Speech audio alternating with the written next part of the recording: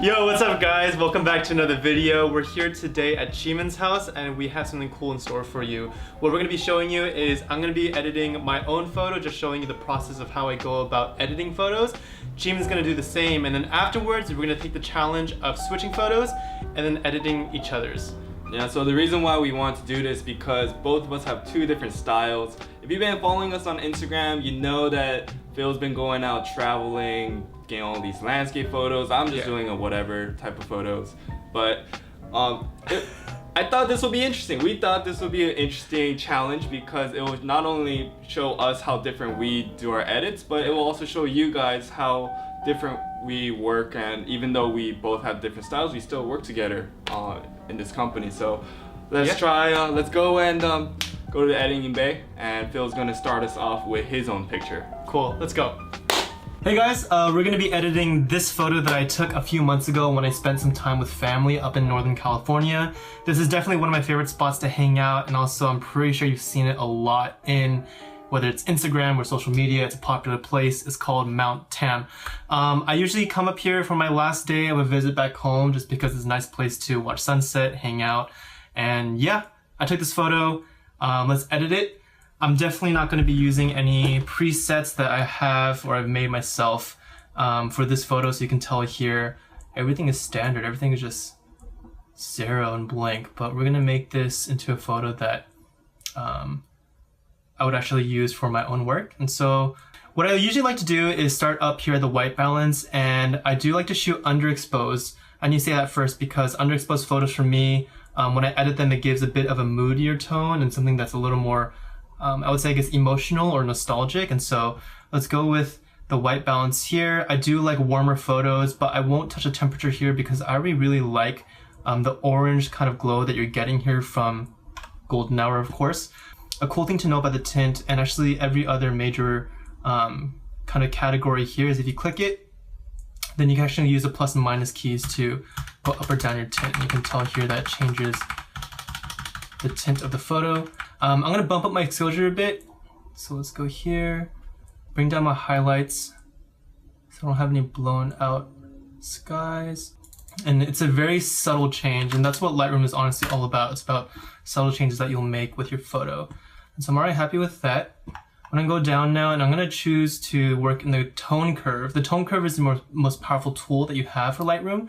I might have to speed through this in video so you guys aren't bored out with what I'm doing. So let me work on this real quick, and then we'll get back to the rest of the photo.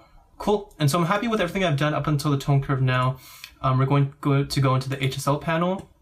The HSL panel is really handy to color correct specific colors. So if you hit this little circle icon here, not many people use this, but it's really handy because you can actually pinpoint the colors in your image, and it will highlight them here, and you can change them drastically. So for example, if I go here to this hilltop, it's highlighting orange, and I can bring that all the way down, bring that all the way up, etc. I'm gonna redo that because I don't want that in my photo. And so lastly, what I usually play with is the split toning. That's the cherry on top for me.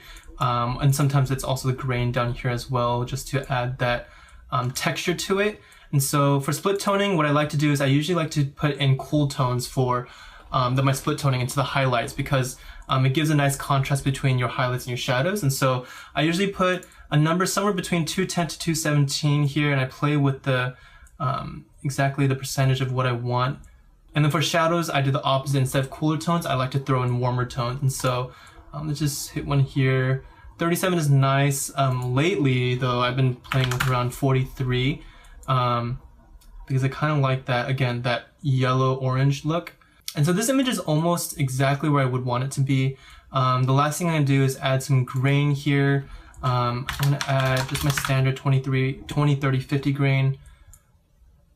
And it gives a nice texture into the image. And so lastly, just zooming out, because most of my photos go onto either my Instagram or on my website, and I have to make sure that it looks good, big or small, right? So I zoom out, and I also like to rotate because it gives you just a different perspective and a different take on your image that you've been looking at for the past, I don't know, 4 minutes. And yeah, this is the final product. I'm gonna now switch it over to Jeemyn. I'm gonna see how he would tackle this photo because we do have two very different styles. And yeah, I hope you guys enjoyed it. All right, it's my turn. All right, let's see what I can do. For me, usually when I edit my photos, I know the purpose behind it.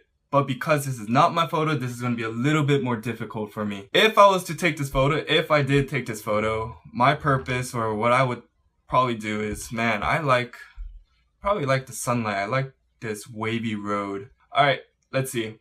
Phil's more on the warmer side. I like cooler sides. I like being more relaxed when looking at photos. Blue definitely is that for me. So for me, I kind of bumped down my blues a little bit. First, play with my exposure. I definitely always look at my histogram. Very important. I just basically do that. Squeeze it all together.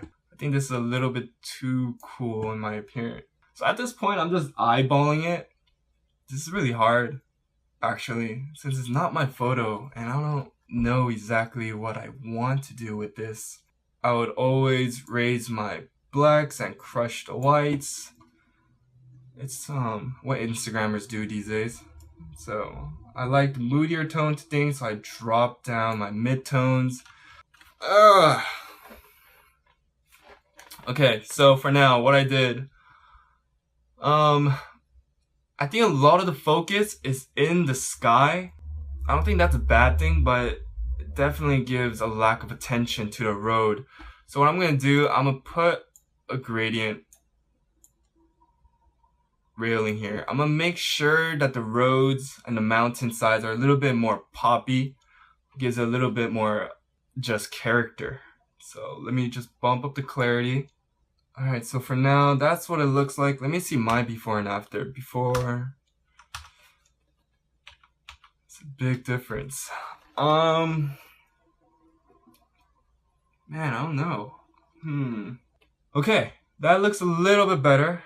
I'm gonna change the hue a bit. The blues can change. I want it more on the purple side because it's kind of getting more into sunset time.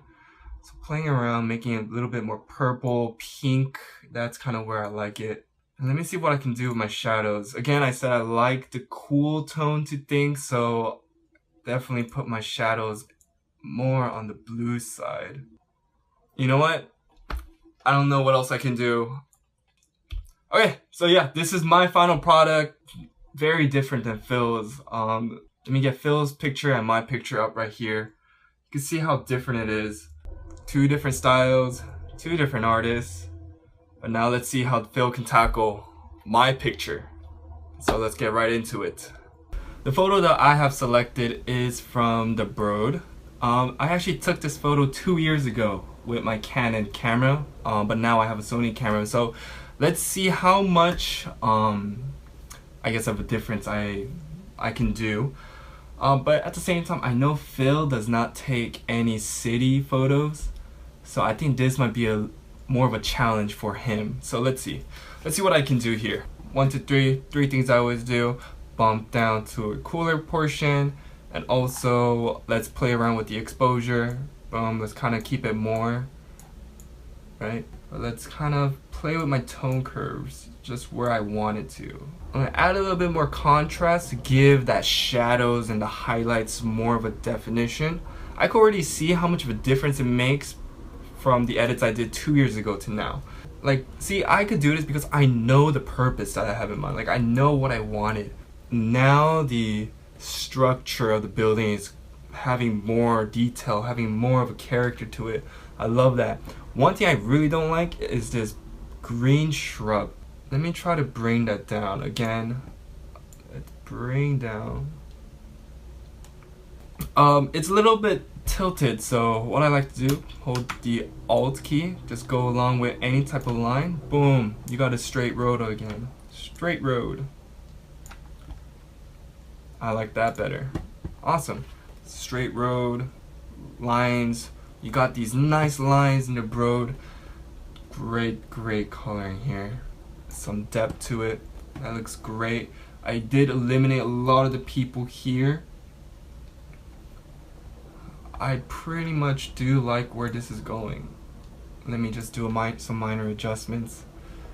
So yeah, that's pretty much my take at a photo that I shot 2 years ago. Let's see how well Phil does with editing my picture.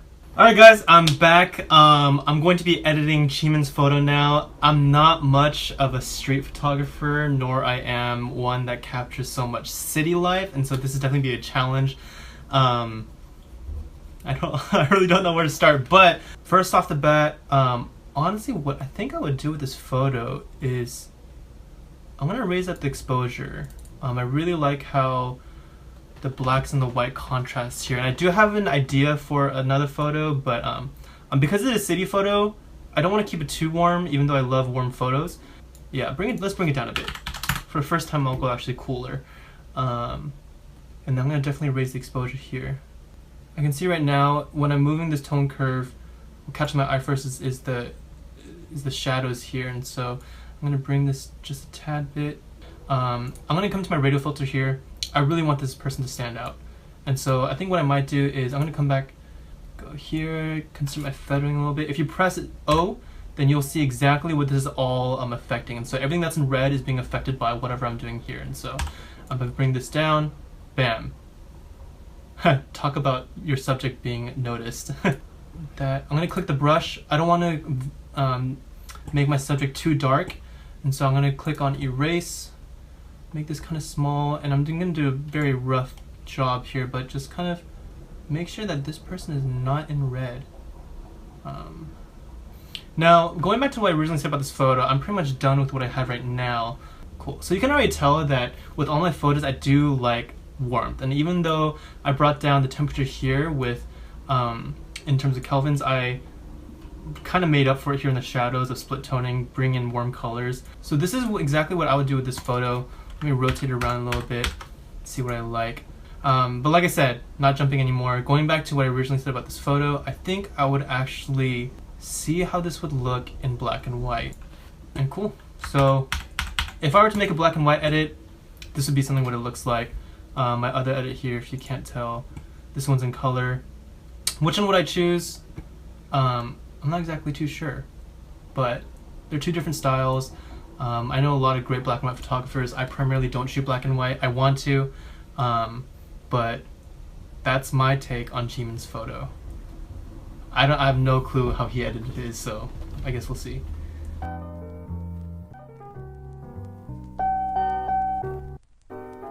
All right, we're back. So, how was it? It was different. Going into your photo though, that was hard. If you guys look at my Instagram or my work at all, my portfolio, I don't really have street photography or any city stuff. Most of it is travel, lifestyle, and portraiture. And so, I don't know. Yeah, no, it was so hard. It was so hard. Like, because I wasn't the one that took your photos. Yeah. Like for me, before I even take my photos, I already know what I want to do with my editing process. Like I know I'm gonna do it this way. I know I'm gonna bump it, boom, right in your face. Like you gotta edit this photo. It's like, yeah. It doesn't help that we had like a time limit too, because we don't want you guys to watch like a 30-minute video. So it's like. I think another challenge for me was that even the picture of the bro, like I took that 2 years ago. Yeah. And my mentality 2 years ago is a lot more different than my mentality today. It was weird. It was like I was challenging myself.